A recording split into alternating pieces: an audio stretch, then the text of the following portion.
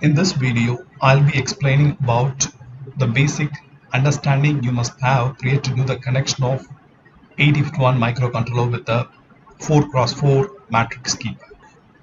And also I'll be discussing about the 8051 assembly language program to interface 8051 with the keypad. In addition, displaying the key press on the keypad onto the LED screen. So if you're considering the structure of a keypad, generally it will be arranged in the form of matrix that consists of rows and columns. CPU or the microcontroller generally access both rows and columns through the ports. So 8051 microcontroller will do its communication through a set of port pins. Whenever there is a key press has been detected, you will make a contact between rows and columns, and that will be recognized by the 8051 microcontroller ports.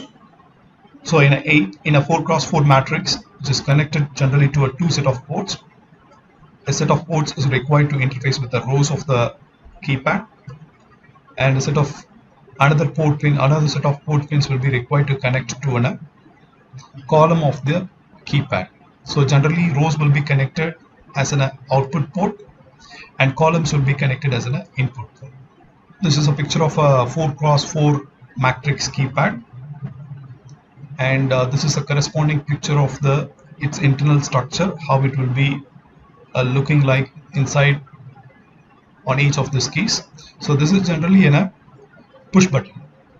So one end will be represented as a columns, the other end will be represented as a rows, and both will have no contact when there is no key has been pressed.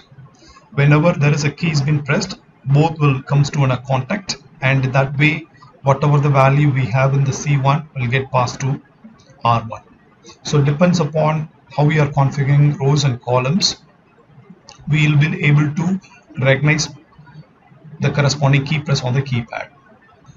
A 4x4 hexa keypad. So hexa keypad represents the characters from 0 to 9, then A, B, C, D, E, F.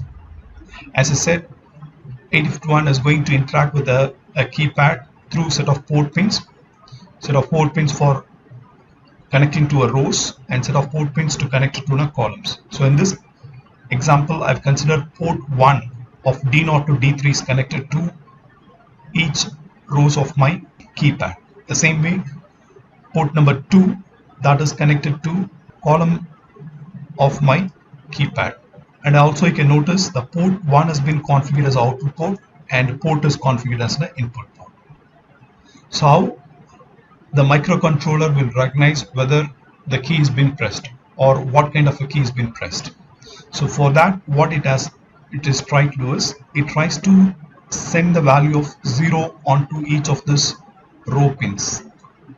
By sending 0 onto this pins, whenever the switch makes a contact between rows and columns, it will be producing a value 0, because you can notice other end of the column pins are connected to VCC, and whenever there is a contact has been made between these two, this is made to 0 value, so this is a positive value, so current will start to flow through this.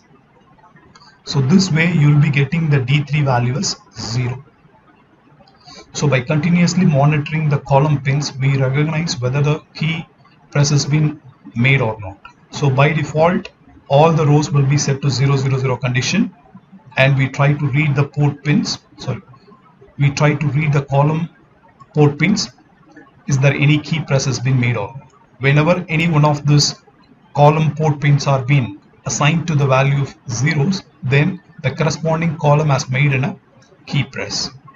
So that's the first stage. The second stage, we try to recognize which row the key press has been made, and in the third stage we try to recognize in that row which key has been pressed. So to further detail discuss about this, let's understand the keypad concepts in a detailed manner. So it's a responsibility of the microcontroller is to continuously monitor and verify whether the key press has been made or not. And to recognize any key has been pressed or not, the microcontroller first grounds all the row port pins by providing or passing the value 0 onto the port pins, and then you try to reach the column value, and if the data whatever read from the column value, that is D0 to D3, is all set to 1111, then there is no key press has been made.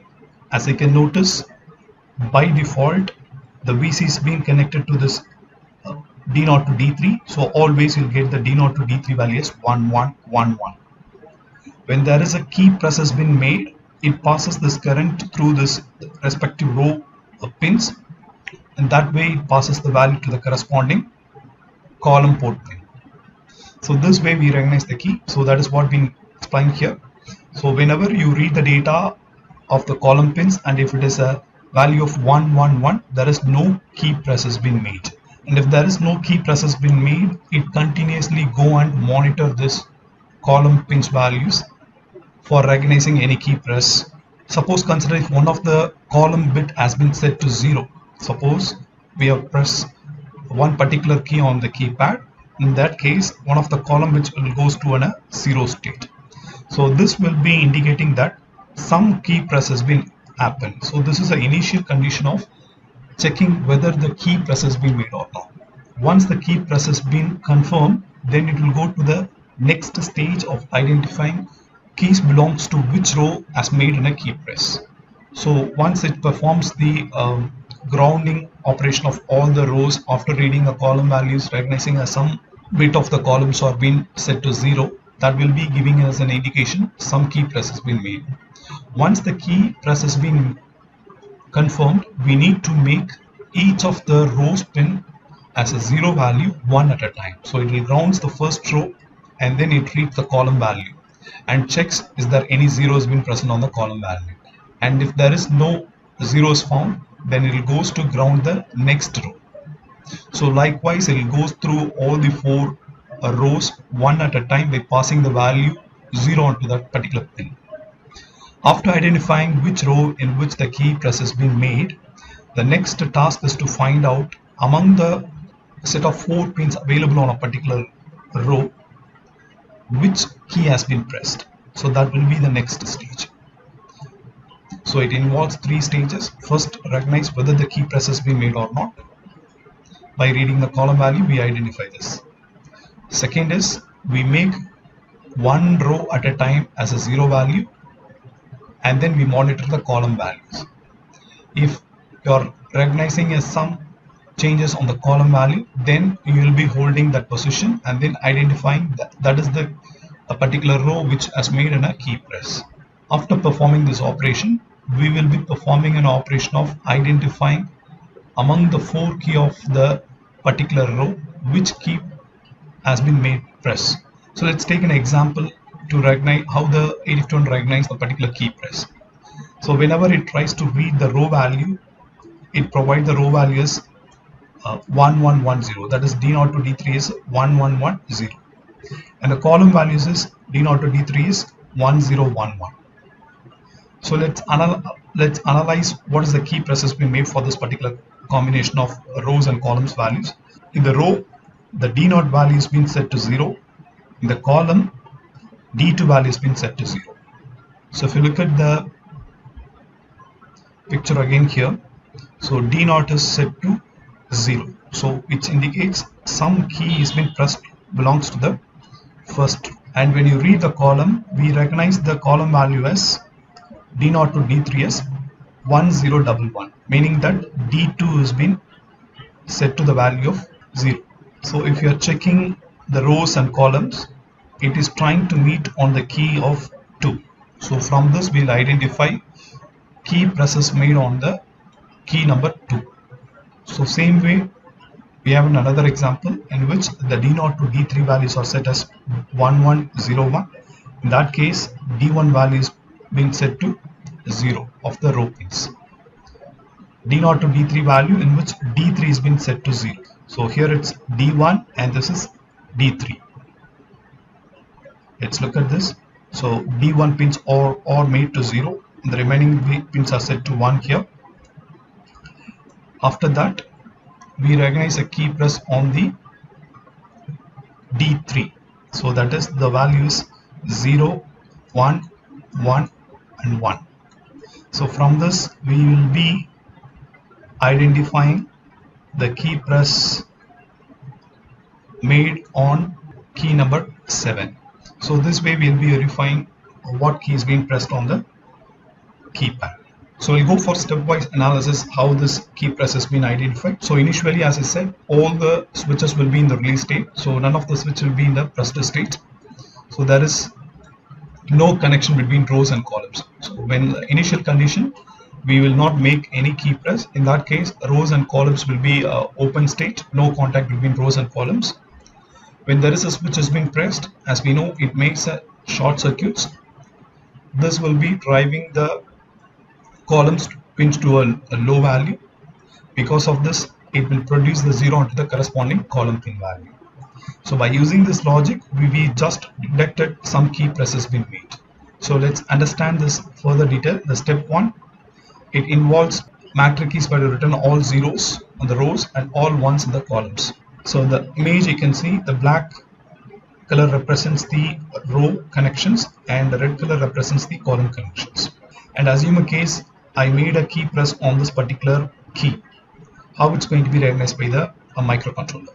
So these are all the column values C1 to C4, row values R1 to R4. And this is a key is being pressed. I'm going to recognize whether this is being identified by the microcontroller or not. So first what I do is I'll make all those values as 0. So whenever I make all those row values as 0, after that if I make a key press on this particular key, then the column value will be generally produced as 1 0 1 1. So by default this all will be producing the value as 1 1 1 1, but whenever the key press is being made, that makes a contact with the ground terminal. So this particular column alone will generate the output as 0. The rest of the columns will be producing output as 1. This is your second step.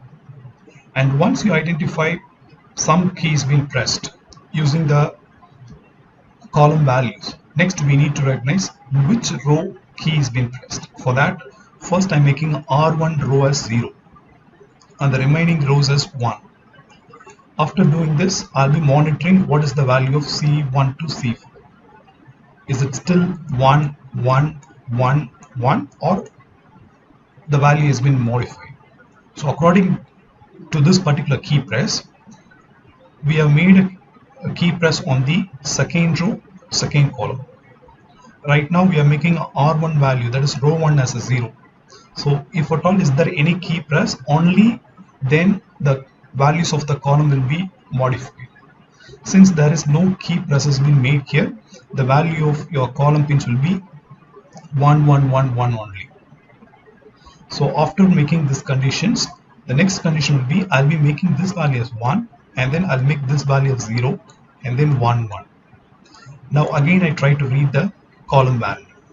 So when you read the column value now, since you made the 0 here and the key is being pressed, it will make a contact and that will lead to changes in the value of C2 as 0 from 1.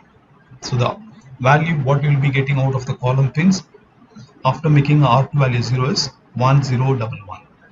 So whenever you read this column value and then you recognize some value is being changed on the C2 pin, then you can immediately tell that the key press is made on the particular row alone. If this is not a actual key press, then we'll be making the R3 value as 0, the remaining R value as 1. And also again we'll read the column value and then verify. Likewise it will goes on. But in our case, this is a second pin of the second row. So we'll be recognizing from the row 2 itself. So in this case, as I explained, at row 2 it makes a 0 value, the remaining row values is 1 by the way it reads, and then C2 value has been modified. From this it will recognize the key press has been made on the second row, second column, that will be pointing out the key of 2 here. So once you recognize which position of the key has been pressed, we will be having in a separate database mapping to individual key with respect to the corresponding key value, and then we will be extracting that value and then use it in our program. So the program for detecting and identification of key activations goes through 4 following stages. The first stages is we'll be providing zeros onto the all rows of the 8051 microcontroller connected to a keypad, and then we'll be reading the column value, and then we'll be checking this column value continuously. If there is any key press, we'll be getting in a column value in a different way. Then we try to get into a loop by mapping a value of 0 onto the individual rows. So we'll be grounding one row at a time, and then we'll be reading the column each time. And once the key press has been made, we will be using a rotation operations to identify which column bit has been set to 0, and from that we will be mapping which value to be extracted from the database to identify the corresponding key value. So this is the overall flow chart for the keypad interface. So the initial conditions, as I said, we'll be grounding all the rows, and then we read all the column values, and then we continuously checks is there any key is being set to the value of 0. If there is no keys been set, again we'll continuously read this column value. So this is a continuous process. So until the key press has been made, it continuously goes and read the column port pins. Suppose if some key has been pressed, then it will goes to a condition of S. So in the S, it will goes to read the column. So this will be considered as accidental press. So whenever the initial conditions, no key has been pressed, there are few chances by mistakes the user would have been pressed the key. To validate that, we need to check it again. Still the column is being modified or not. So this is a first level waiting time, and this is a second level waiting time to ensure the key pressed is the actual one, or by mistake the key press has been made. Even after the second time, getting to know the column values are being modified, we'll be waiting for a specific key debouncing time. Generally it will be a 20 milliseconds for a matrix keypad. So we wait for a 20 milliseconds. So as a user, at least you should maintain the key press for 20 millisecond time in it. Only then it will be recognized as a valid key press. So after waiting this time delay, we'll be reading the columns again, and then ensuring is still the column key has been modified. Still the column has been modified, this will be considered as a valid key press. However, during this operation, if the column value whatever we read is again getting back to the values of 1, 1, 1, 1, then that will be recognized as a mistake key press, and then we'll start the reading all column operation from the beginning again. And once you validated after making a 2 level of delay, then key debounce waiting period, we will be considering that is a valid key press. Now we go for identifying which row has made a key press. For that we'll be making the row values to 0, 1 at a time. So after making the values to 0, one particular row is 0, we'll be reading the column value, and then if that is not the row the actual key press has been made, then it will goes to the next row that makes again a 0 value, and then read the column value again. So likewise it goes on, and then verify for all the 4 set of rows values. And once it's identified the particular row which actually made in a key press, then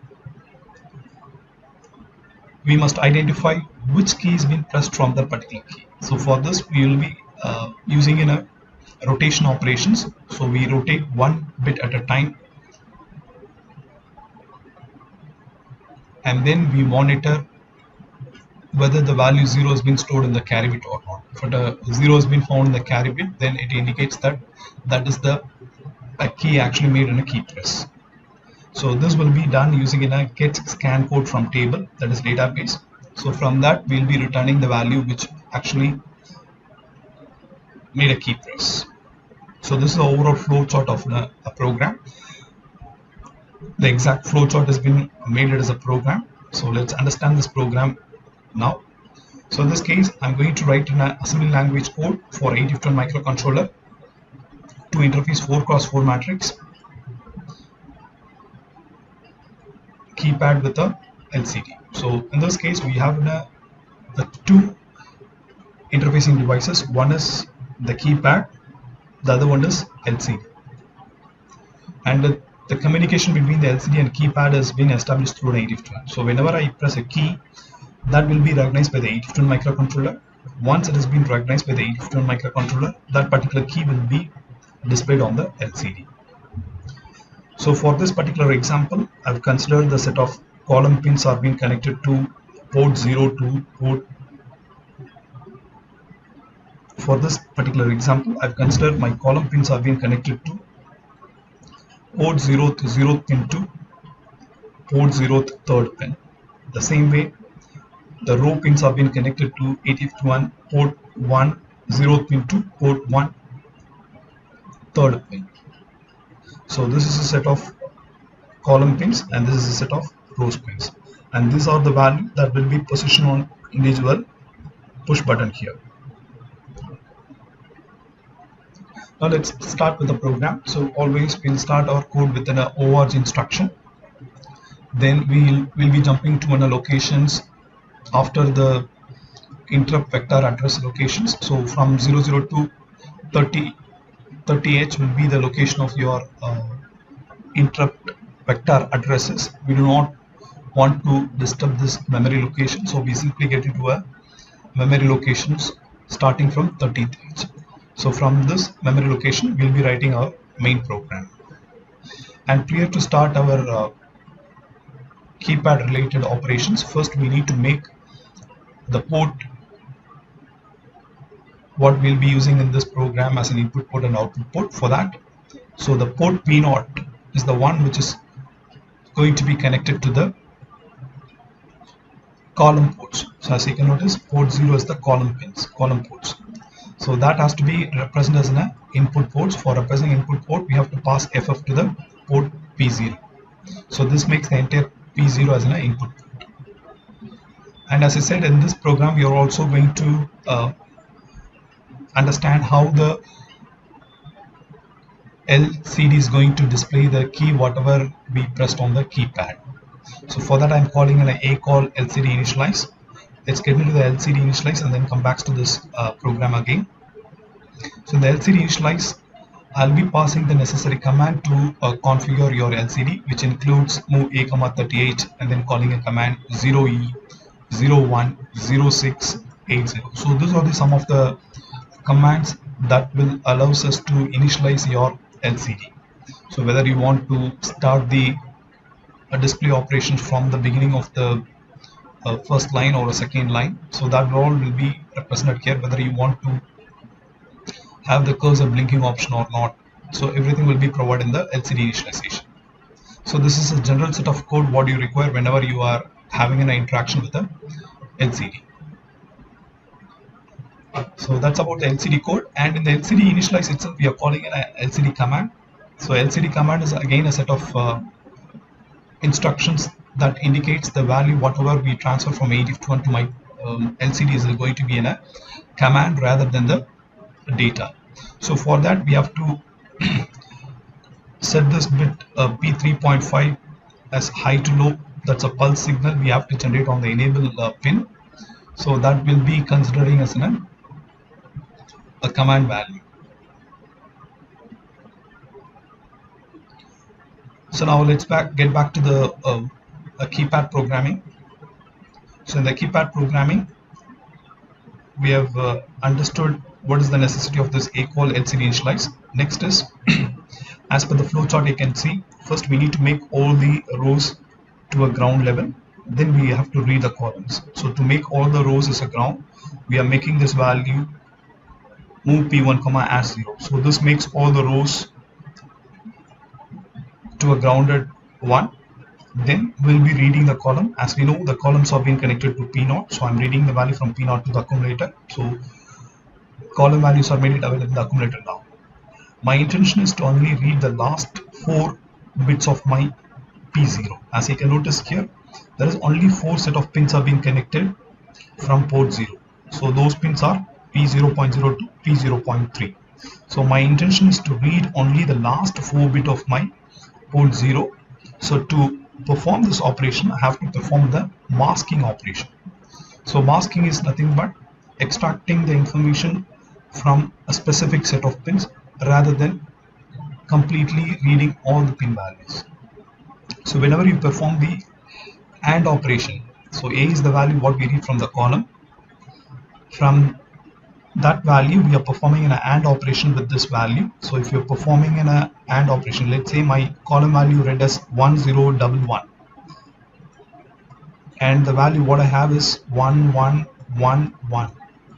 Whenever I perform the AND operation between them, the output will be 1101, which is nothing but the value what we read from the column. So we want to extract only the 4-bit from the port 0 to check whether there is a key press has been made or not. For that, we are using a masking operation. And then next instruction, we are checking both the value, whatever we have on the accumulator is the same value of 111. So this is what the value we have received from the column. Now we are verifying whether this value, whatever we read, is equivalent to 1111. Whenever you're checking both the values are 11, then there is no key press has been made. But whenever the value of the accumulator differs from 1111, then there is a key press has been made. So here you can notice it's a compare jump or not equal. Whenever the value of A is being compared with 11, if both are not equal, it will perform the jump operations, or else it will continue for executing the next instruction. So the jump location is given as K1.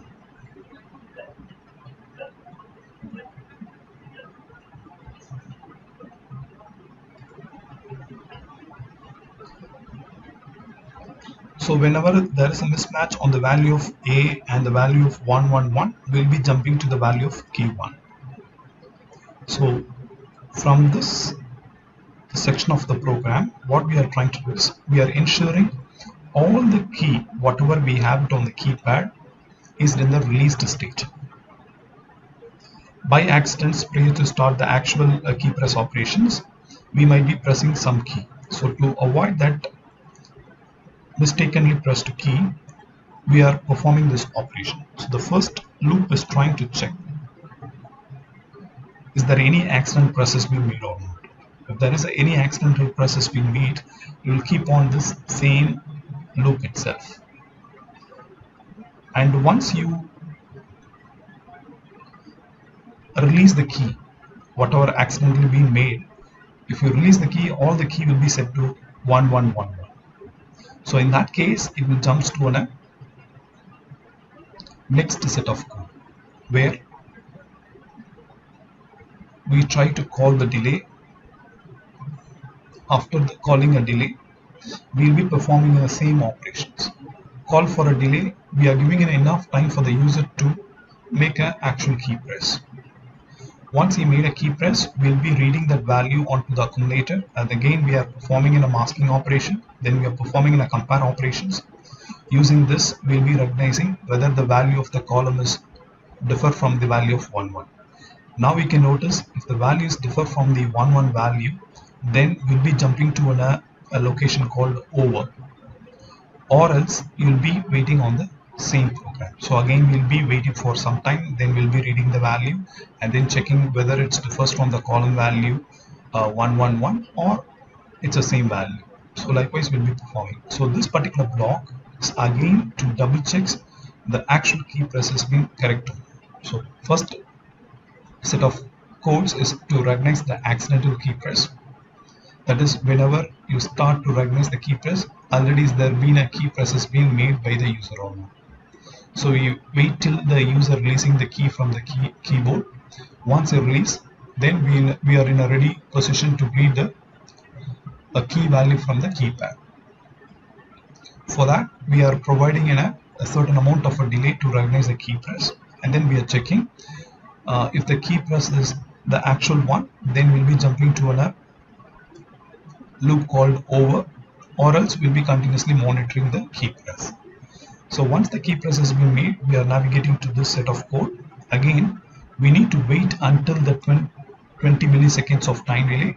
So this is considered a key key debouncing time, that is the actual time to recognize a valid key press. So we have to wait for a certain amount of a delay to recognize a valid key press. So that will be a 20 milliseconds for this case.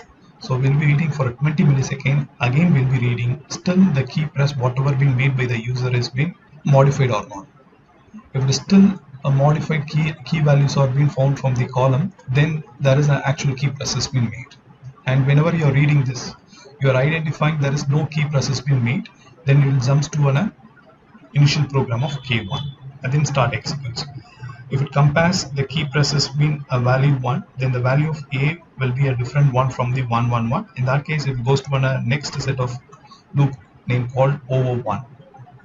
So as of now, we are going with a 3 set of delay programs or key checking programs. So first is to recognize, is it prior to start the actual key press detection operation, is there any key is being pressed by the user or not.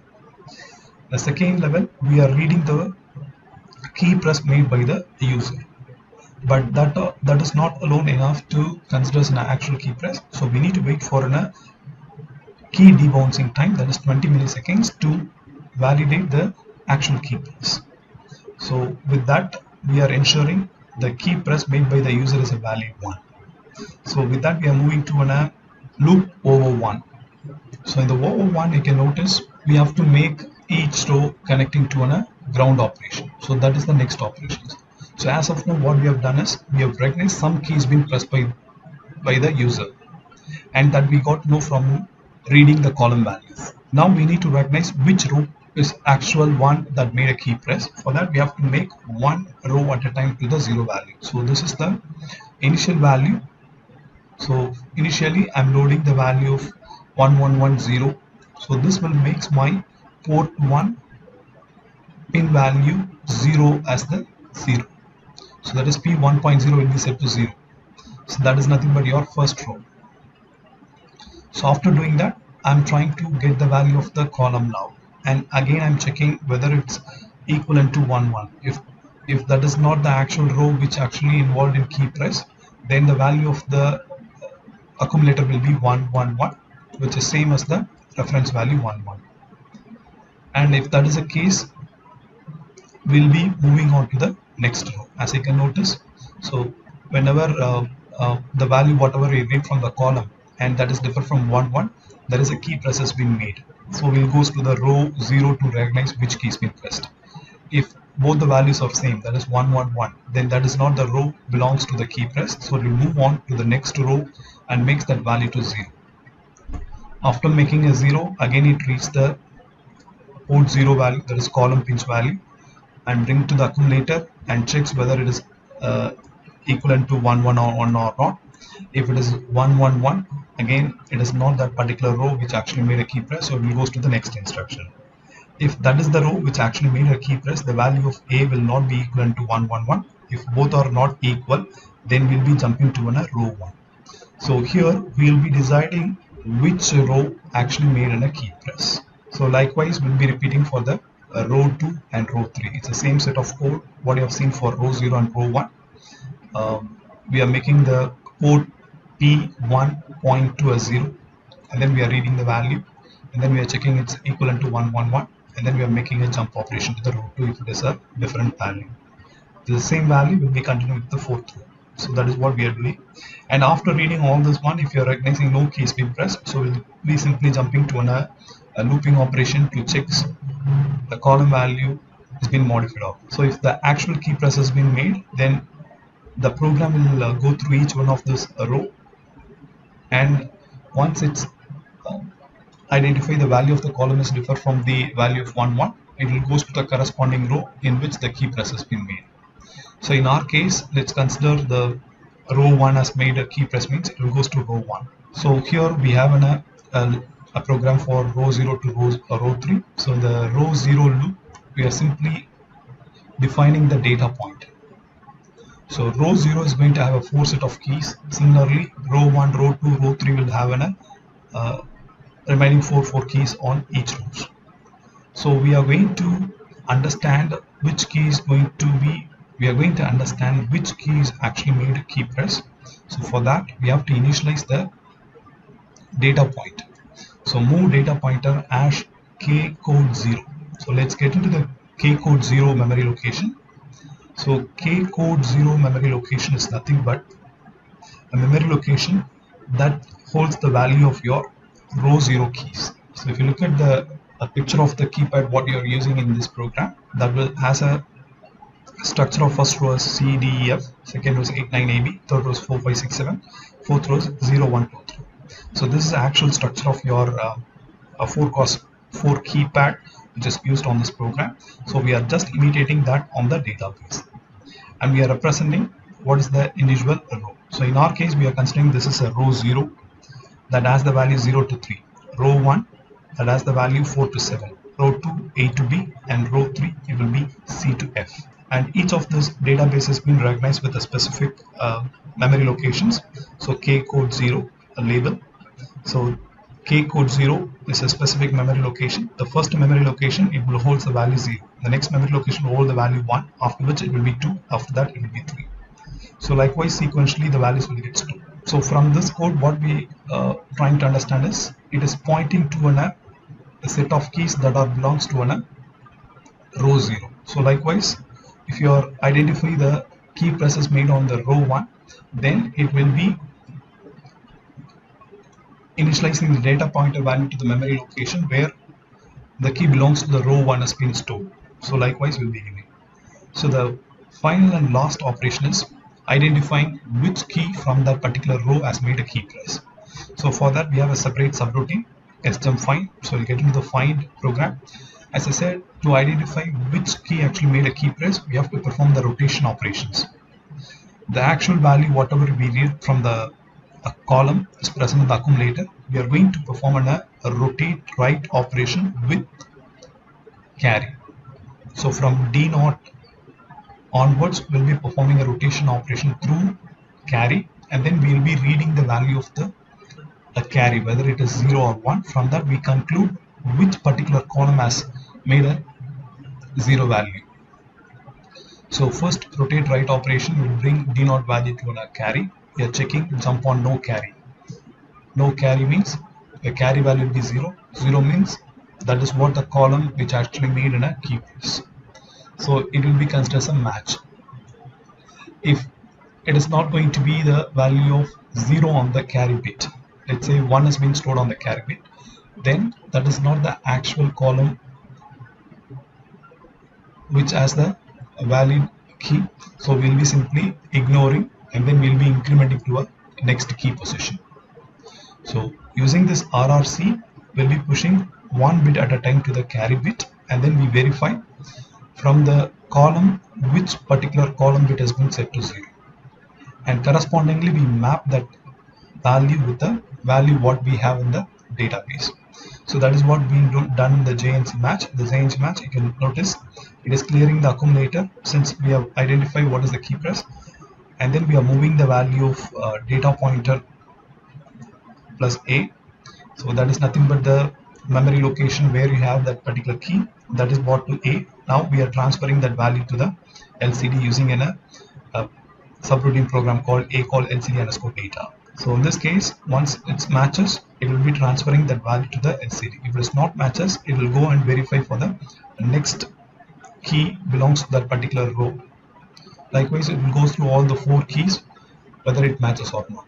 So once it successfully transfer the value to the LCD, it will be getting to the initial program and start analyzing whether the key press has been made again or not. So let's look at the LCD data. So LCD data is similar to the LCD command that represents whether we are transferring the command or data. So in this case, you can notice this is a set of codes what we have for representing the value whatever we are transferring to the LCD is a data. So that's about the code for interfacing an 8051 microcontroller with 4x4 matrix keypad and displaying the key press value on the LCD screen. Thank you.